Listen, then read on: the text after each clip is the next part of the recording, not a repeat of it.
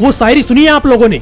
अजी हम चिल करें क्योंकि हमारा दिल करे, जो उड़ा रहे अपने बाप का उड़ा रहे, थारा बाप कौन सा हमारा बिल भरे। हाँ तो चिल करने वालों, आज की ये वीडियो सिर्फ तुम्हारे लिए ही है, क्योंकि इसे देखने के बाद ये चिल करने का भूत तुम्हारे दिमाग से उतरने वाला है। सबको यही लगता है कि आज की जनरेशन बहुत ही ज्यादा टेक्नोलॉजी और आर्टिफिशियली एडवांस है। मुझे तो बिल्कुल ये एक मजाक लगता है। हाँ ये बात सही है कि आज लोगों के घरों में स्मार्टफोन आ गए हैं जो इंसान की सुविधाओं के लिए बनाए गए थे, लेकिन इसने सब कुछ बदल के रख दिया। आज छोटे से लेकर बड़े तक हर किसी के पास स्मार्टफोन देखने को मिल जाएगा, लेकिन यहाँ पर मैं बात कर रहा हूँ उस यूथ की जिनकी जिंदगी इसी स्मार्टफोन के चलते नर्क बनती जा रही है। नो डाउट है कि स्मार्टफोन से भी जिंदगी बदली जा सकती है अगर इसे सही जगह यूज किया जाए, लेकिन आज का यूथ एक अलग ही डायरेक्शन में जा रहा है। आज के यूथ को अपने माँ बाप से बात करना बोरिंग लगता है, लेकिन वही अगर उनकी किसी गर्लफ्रेंड का फोन आ जाए तो कब सारी रात बाबू सोना करते निकल जाएगी ये तो चार दीवारियों को भी पता नहीं चलता। दोस्तों आज के इस वीडियो में न केवल आपकी आंखें खुलेंगी बल्कि आपको ये भी पता चल जाएगा कि आप कितना पानी में हैं। इस वीडियो के एंड में अगर आपको लगे कि ये वीडियो आपकी जिंदगी में बदलाव ला सकती है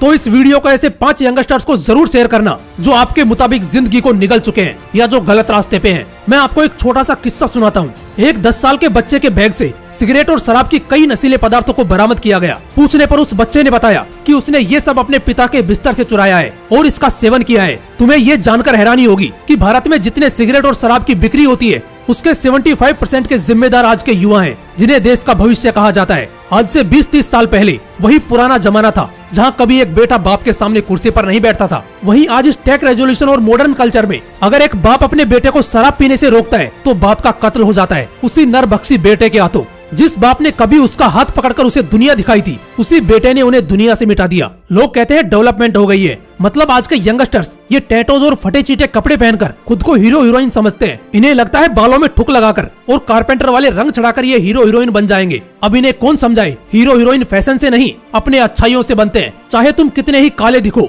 छोटे कद के दिखो या बदसूरत नजर आओ, लेकिन अगर तुम किसी अच्छे पद पर हो तो इज्जत और रुतबा अपने आप हासिल हो जाता है। ये व्हाट्सएप के स्टेटस बदलने से जिंदगी नहीं बदलेगी, जिंदगी का स्टेटस बदलना पड़ेगा। अमीर युवा इस कारण बिगड़ते हैं कि उन्हें सब कुछ मुफ्त का मिल जाता है। वो वीडियो के स्टार्टिंग में बताया था ना मैंने, अजी हम चिल करें क्योंकि हमारा दिल करे, जो उड़ा रहे अपने बाप का उड़ा रहे, थारा बाप कौन सा हमारा बिल भरे। ये उन्हीं की बात हो रही है। They don't know the value of struggle and how to survive in very underrated situation. उन्हें ऐसा लगता है जैसे उन्हें कुछ करने की जरूरत ही नहीं है। गरीबी से उठकर 5% लोग अमीर बन भी जाएं, लेकिन ज्यादातर का यही बहाना होता है कि हमें तो बचपन से ही गरीबी मिली है, ऐसे में कैसे अमीर बना जा सकता है, कैसे सफल हुआ जा सकता है। तुम चाहे इन्हें किसी भी तराजू में तोलो, इनका भाव बराबर ही निकलेगा। इन्हें तो बस अपनी जिंदगी बर्बाद करनी है। मतलब मुझे समझ नहीं आता कि यंगस्टर्स की मेंटेलिटी कैसी हो गई है। फटे चीटे कपड़े पहनने को फैशन कहते हो, माँ बाप से बदतमीजी करने को तुम हीरोगिरी का नाम देते हो। बोलना तो मुझे बहुत कुछ है, पर अभी जो मैंने वाक्य बताया है उन्हें ईमानदारी पूर्वक फॉलो करने वालों से बात करने जा रहा हूँ। क्यों बे, माँ बाप से जबान लड़ाएगा, पेरेंट्स की बात नहीं मानेगा। जब तुझे बुखार आता है तब कितना तड़पता है तू दर्द से,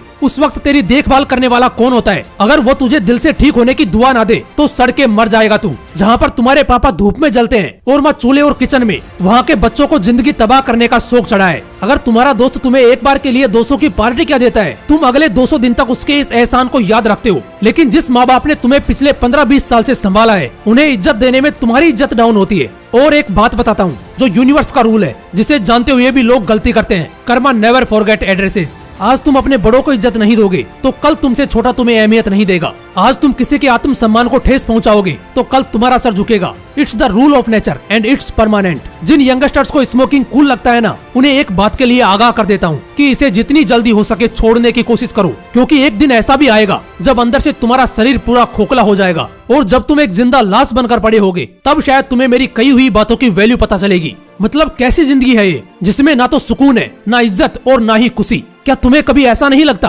कि आज से कुछ साल बाद तुम किसी अच्छे घर में रहो, एक लग्जरी लाइफ स्टाइल मेंटेन करो, परिवार के साथ हैप्पी लाइफ जियो? एक बार इमेजिन करो, तब जो तुम्हें मजा आएगा वो क्या तुम्हें आज के मजे से कम मजेदार लगता है? भाई जिंदगी और मिसाल उसे बोलते हैं, उसे एक्चुअल में ग्रेटनेस का दर्जा दिया जाता है, जो अपने खानदान का नाम ऊंचा करता है। अब ये तुम तय करो कि कुछ समय मजे करके बाकी पूरी जिंदगी झोपड़ी में गुजारनी है या मेहनत करके अपने परिवार और खुद को एक अच्छा लाइफ स्टाइल देना है। जानता हूँ कि यंगस्टर्स में खूब जोश होता है, जुनून होता है, जिसे अगर सही तरीके से इस्तेमाल किया जाए तो जिंदगी की बल्ले बल्ले हो जाए। लेकिन यही तो यहाँ नहीं होता यार। इंडिपेंडेंस और मेजर फैसिलिटीज के लिए अपने माँ बाप पर ताने मत कसो, बल्कि खुद कमाओ और बनाओ। उस माँ पर मत चिल्लाओ जिसकी बदौलत तुम्हारे जबान से कभी पहला शब्द निकला था। मैं एक और चीज कहना चाहता हूँ कि इस बिगड़ेल जनरेशन का राज सिर्फ वो बिगड़े हुए बच्चे ही नहीं है, बल्कि कहीं न कहीं उसके करीबी भी इसके जिम्मेदार हैं। Let me explain you with an example. कुछ सालों पहले जब स्मार्टफोन नहीं हुआ करता था, उस समय जब छोटा बच्चा रोता था या नहीं सोता था तो उसे माँ, दादी या नानी कहानियाँ सुनाती थी।